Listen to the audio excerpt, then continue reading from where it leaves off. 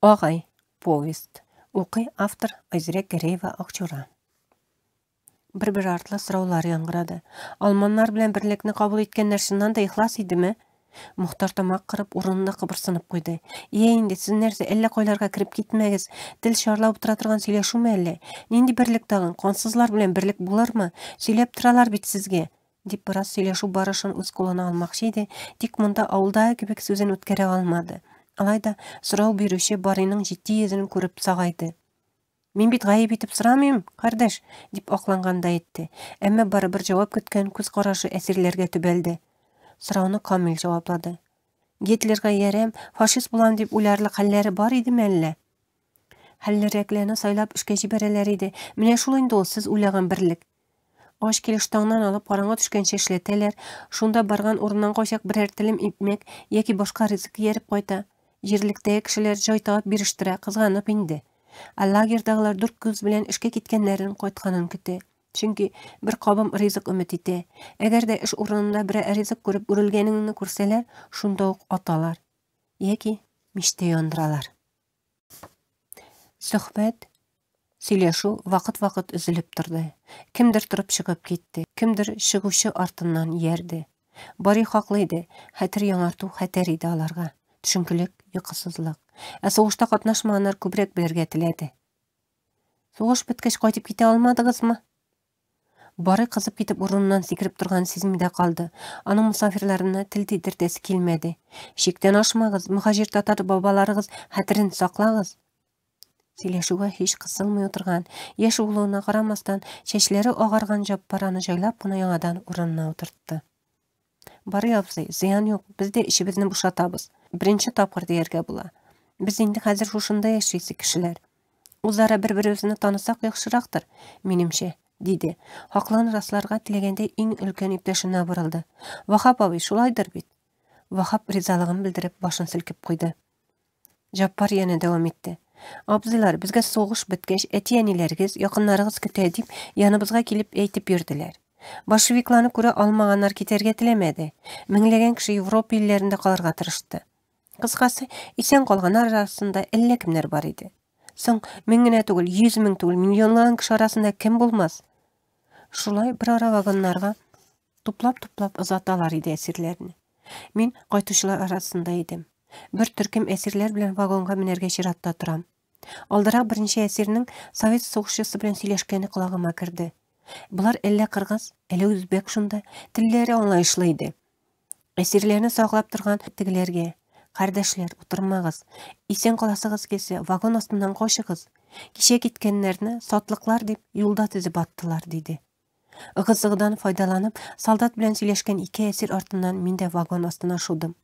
Аннары бер авыл тирәсендә качып яттым. Калдым инде. Нишлим? Яшисе килә.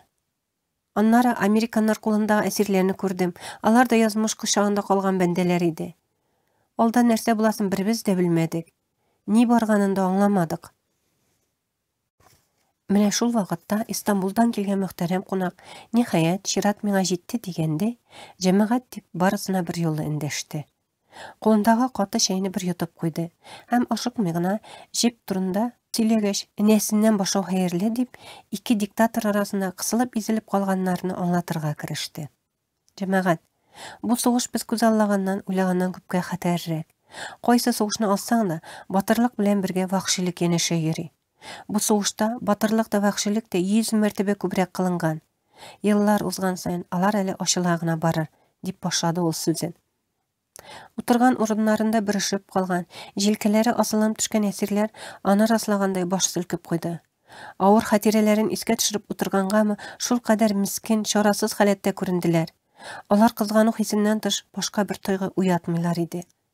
Кунак мәҗлестә катнашкан кешеләргә бер күз йөртеп чыккач, ашыкмый гына озын нутык тотты. Бая сугышка кадәрге заманнарны искә төшердек. Кардәшләр күбрәк сагынган, юксынган нәстәләрне, ямьле хәлләрне сөйләделәр. Эшеке заман димәделәр. Инкыйлабтан соң Русиядә бик күп сөргеннәр оештырылды. Халык дошманы дип эзәрлекләүләр меңнәрчә гаиләнең гомерлек фаҗигасына әйләнде. Халыкның бер өлеше большевиклардан зур зыян күрә.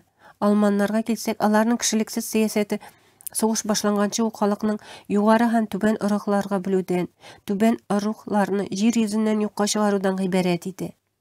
Әсирләр фашистлар өчен барысы да түбән ырык вәкилләре, икенче төрле әйткәндә кеше булып җитешмәгән бәндәләр саналды. Советлар өчен алар хаиннәр, ягъни ватанын сатучылар һәм яшәргә хокуксызлар иде. Әгәр солдат әсир калган икән, димәк ул сатлык җан.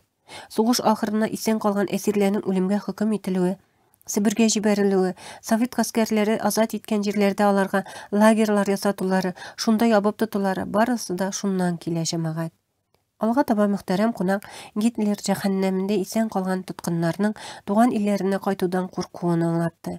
Төрле юллар белән Алмания яки аңа күрше башка илләрдә качып калуны хуп күргәннәре турында әйтте. Миллионлаған кеше ни өчен шундый адымга барасың? Чөнки туган илләренә таба вагон-вагон төялеп киткән әсирләрне ватанны сатуда гаепләү һәм үлем җәзасы төрмә көткәне ачыклана.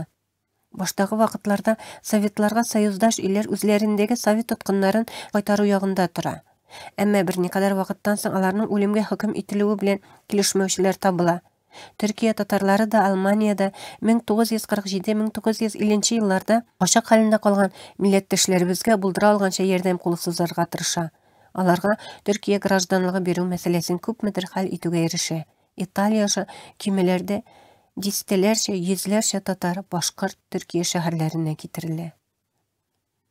Ул чакта Советлар Берлегенең союздашы булган Америка ягында калганнар бар иде, дип дәвам итте кунак. Әмма Америкаларны монголлар, Кытайлар кебек сары ырык халкы диярәк үзенә сыендырга теләмәде.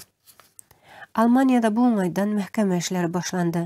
Татарлар үзләренең сары ырык түгеллеген раслап чыкты. Менә шундыйрак хәлләр.